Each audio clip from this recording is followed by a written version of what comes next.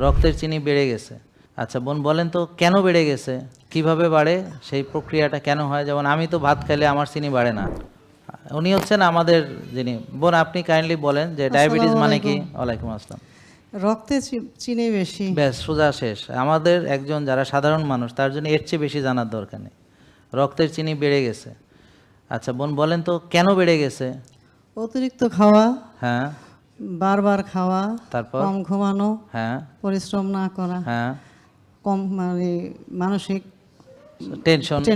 Tension করা। এর ফলে কি হয়? ডায়াবেটিস মানে রক্তে চিনি বেড়ে যায়।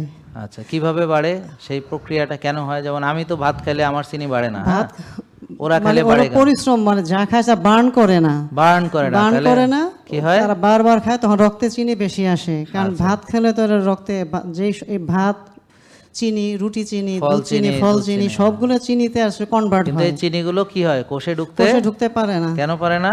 তার চর্বি বেশি, চর্বি জমে গেছে কোষের ভিতরে, চর্বি এটা হলো ডায়াবেটিসের কেন হয়েছে। তা আপনি এগুলো জানতেন? তা এখন জানতেন না তো যারা অন্যান্য ডাক্তার দেখাচ্ছে, কে কে আছে ডায়াবেটিসের রুগী, হাত তোলেন। আপনাদের এগুলো শিখাইছে আপনাদের ডাক্তার? শিখায় নাই। ইনসুলিন রেজিস্ট্যান্স জানেন আপনারা? আপনি বলেন ইনসুলিন রেজিস্ট্যান্সটা কি? রক্তে পর্যাপ্ত পরিমাণে ইনসুলিন রেজিস্ট্যান্স হচ্ছে মানে কোষে ঢুকতে বাধা দেওয়া মানে কোষে চিনি ঢুকতে, চিনির রক্তে পরিমাণ অনেক যদি চিনি বেশি থাকে, চিনি কোষে না। ঢুকতে পারে না, কারণ বাধা দেয়। কোষ মানে তার ভরা থাকলে সে তো ঢুকতে পারে না, রক্তে ঘোরাফেরা করে।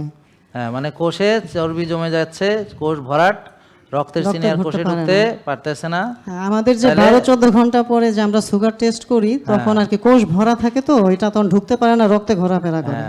আর যার কোষ খালি থাকে তার ঢুকে যাবে। থ্যাংক ইউ, অনেক ধন্যবাদ। ঠিক আছে, বসেন, অনেক ধন্যবাদ।